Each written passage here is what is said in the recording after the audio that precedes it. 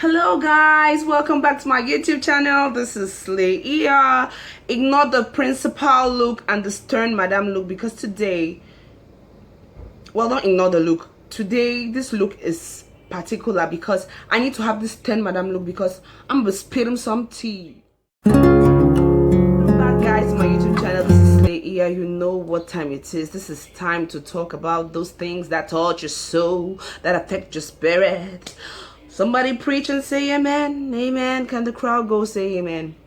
So today is the continuation of our three-part series on toxic relationship. First series we talked about toxic friends. If you haven't watched that video, the link is up somewhere.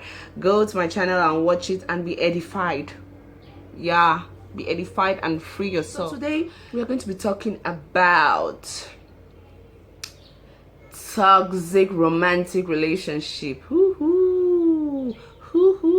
Hence the principal look, because I'm gonna be talking to you today like a principal, like that grandmother wants to send in some message and some word to relationship and you are feeling stifled. Please don't feel like you're bound there for life. Please exit. So we already gave a definition of what toxic relationships are, alright? If you didn't know that, you can go to the video once more and look. So a toxic relationship, in essence, in layman's language, for even Johnny, where they push truck to understand, is a place where you are not happy, a place where you cannot express yourself. You feel like, I'm about to suffocate, and then they breathe. No, that's not what a relationship, especially a romantic relationship, is supposed to be one where you feel happy, you feel fulfilled. I mean, like, you feel you are like a superwoman, superman. You feel like you can do and undo. In fact, if they say you don't take you can do anything, you can undo anything, you can climb a mountain, you can swim through the ocean if you know never see water for your life. That is what a relationship is supposed to do. A relationship is supposed to bring out the best. When I say the best, the very best in you. When I say the best, not saying that relationships, romantic relationships, or a relationship in general is not supposed to have flaws. There's always an up and down. But if the ups outweigh the down, then it's good. But if the downs are just over the moon and the ups you barely struggle to see them, then girl, you gotta leave. That's a toxic space. So foundation for any good romantic relationship or any relationship is respect, trust, and affection. That's what makes a romantic relationship. Yeah, love is good. Yes, love goes and comes.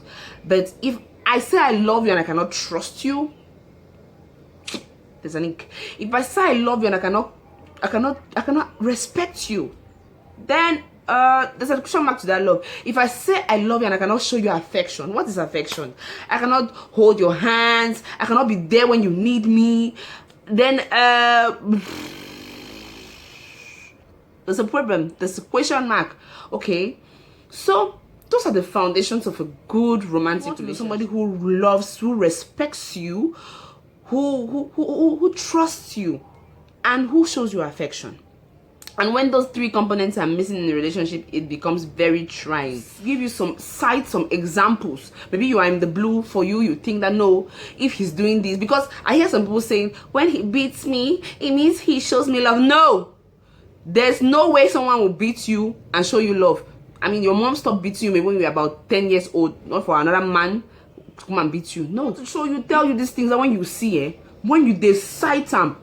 Whether for boy or girl, or look, we think that only men or women are facing. There are men, some men that are in toxic relationship and women who nag them constantly. I mean, so if you see these signs, these things, I'm just going to table some because they're plenty. So I'm going to just table some. And when you see them, look, sit and reflect on your life, because the worst thing is to be. A Frenchman say, mieux vaut être seul que mal accompagné, and indeed it's true. It's better to be alone than to be in very poor company where you're always sad and miserable. Sincerely, I think so too. I'm of that school. As I was saying, one of the signs of a toxic romantic relationship is where you have one that every time you have a problem, you have a misunderstanding, the person, he or she, says it's your fault. and they want you to apologize. You're always the one doing the apologizing. You're always the one doing the begging. You're always the one saying, oh, I'm sorry. Like, and they're like, don't do it again. Like, everything was your fault.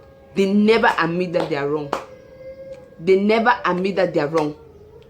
They never show sign that they did anything wrong. Everything is always your fault. That is a very toxic space, because you want to be, communication is one of the key of a good relationship. You want to be able to communicate, and somebody to, it's like, it makes you go crazy when you know that this person did this to you and they're like, no, it's your fault. If I did this, it's because of what you did. If I slapped you, it's because I told you not to go so place and I slapped you. So already when somebody never admits they're wrong in the relationship, they are always right, the problem is always you. You have to start putting question mark on that relationship. They always keep scores. Okay, so you put query today about the fact that you did so and so, and then maybe 3 years or 6 months down the lane, yes, this is exactly what you did last time. You did so and so thing, and that one made me angry. And you did this one again last time. This is what you did, and I was angry with you. These things, keeping score, so it's as if you have a record book where everything you do, he goes down, jots it down. He goes down, jots it down. She goes down, jots it down. What is that kind of relationship where your faults are reminded to you every day? We are all humans, we make mistakes. So when you see somebody keeping scores of everything you did, I mean, like, that's a light bulb. And when you know your part, he has hurt you, she has hurt you, but you don't keep those scores, but they keep keeping scores. It's as if they have they bought a ledger and they bought a book. Today you did this, today you did this. Seriously, no, that's a problem. That's a problem. There already, you start questioning yourself. You start seeing such signs. And then another one, they are always obsessed and jealous. They see you standing with somebody, they don't want to know if it's your sister, they don't want to know if it's your brother, they don't want to know who it is. And then they just embarrass you. Who are you? Who is that person you're standing with? Who is that person you're standing with? Why were you standing with that person? Why are you standing with X, Y, or Z? I mean, like, ask me who the person is. You just throw a whole tantrum. It becomes a whole issue. They are jealous. These toxic people, they are so jealous and narcissistic. My goodness. Narcissistic. They are always jealous, obsessed. They want to know where you are. Where are you? What are you doing? What are you doing? Who are you with? Who are you talking? What are you eating? What are you wearing? So that if I pass, I can see you. I mean, what are you doing at this moment? You want to know everything you do. It's like you have no life, or like you're bottled. Everything you have to give account for. Everything that you have to give account. It seems as if you don't have the life. A person owns your life. You have to give account for everything you do, everything, everywhere you go, every person you greet. You have to give account for, because they are jealous and they have maybe their own baggage that they are carrying, and they are trying to pour it all on you. I mean, no, can do. So this, I spoke about this last time. Any relationship that you feel drained, you feel like you're giving so much, like the only thing left with you is just your bone. If you could throw yourself in the ocean and you will not still be enough, it's a place for you. You have to ask yourself questions. And then where you feel small, they constantly make you feel small. They belittle you in front of people. Maybe you are sitting in a gathering with your partner and you give your point and they're like, close your mouth. I mean, so rude and disrespectful. Close your mouth. What do you even know? What do you know? You first on door girl in front of people. I mean, the partner is supposed to denigrate you. You first on door boy, some useless boy. You don't even know anything. I mean, no, you don't do that. That is a toxic space. I cannot sit with you and it's embarrassing. You don't even care about how I feel. You just embarrass. People could not be themselves. Huh? When you are sitting in public with a friend and a boyfriend and she just gives a remark, you see how she's even stifled. She's afraid to even give her own opinion of things. She tries to voice it out and you're like, close your mouth. What do you know? Close your mouth. You dull, eh? You too dull. Oluwa, imagine. It doesn't even make sense. And the list goes on and on and on. But there's some key points. There's so many, the list is exhaustive. And I'm sure when you start seeing those things, you will know. But there are some ones that I really insist that when you start seeing these things,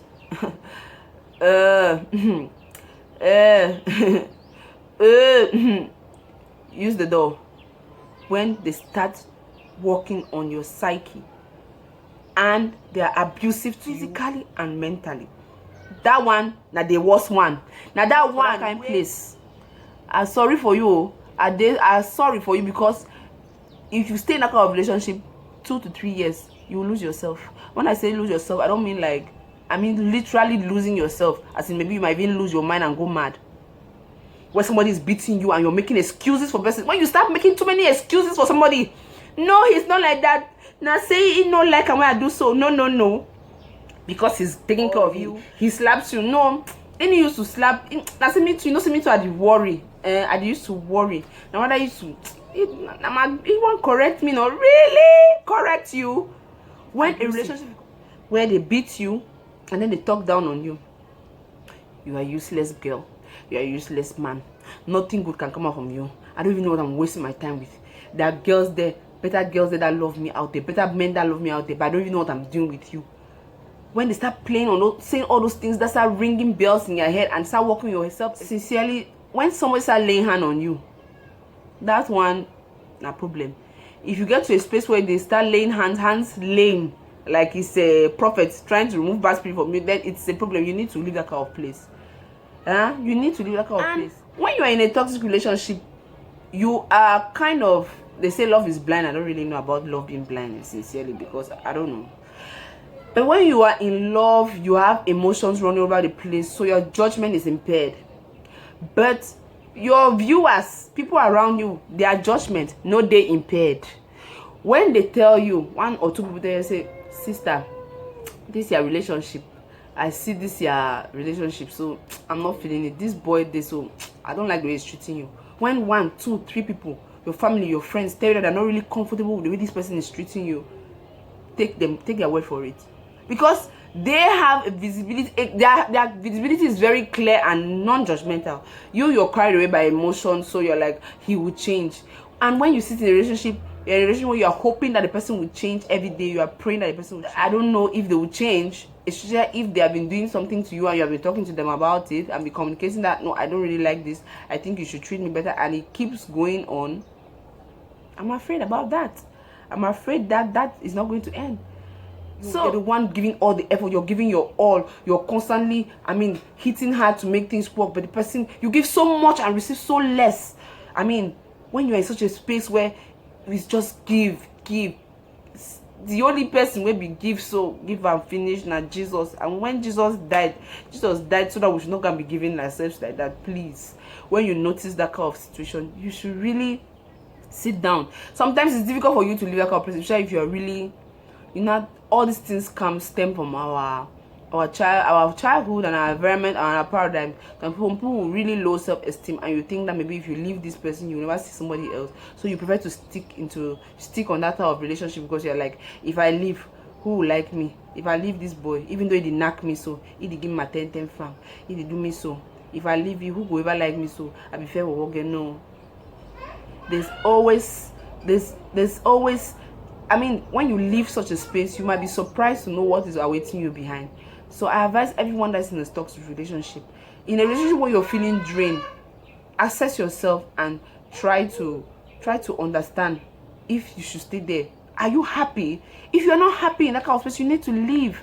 You need to be happy. Happiness is primordial. If you're in a place where you're not happy, you're constantly crying, you're constantly begging, you're constantly feeling drained, it's a fight to be. Why should you be fight?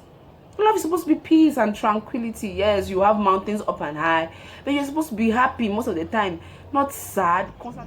And you have to love. I say this to my siblings, my cousins and nieces. I tell you that before going to a relationship, you need to know who you are. I think it's very important that you know who you are as a person before getting into a relationship. Know who you are, understand yourself, understand your principles, understand what you want before you move into a relationship, so that you don't go there lost. Because when you go to a relationship not even knowing who you are, what you want, that's what everything they give you just receive. But when you know who you are, what you want, there's certain things you will not accept. So you need to love yourself. Yeah, love yourself. Thus said the headmistress for today, reporting live from Yaoundé, Angola. So thank you guys for watching this video. Thank you for the likes and subscribes and the support and the shares. Keep sharing, keep sharing. We are going. Thank you for watching. Subscribe, like, share, okay? And I'll see you in my next video. And in my next video, we are going to be concluding the 3-part series. We're going to be talking about okay, toxic family members. Unfortunately for us, family is for life.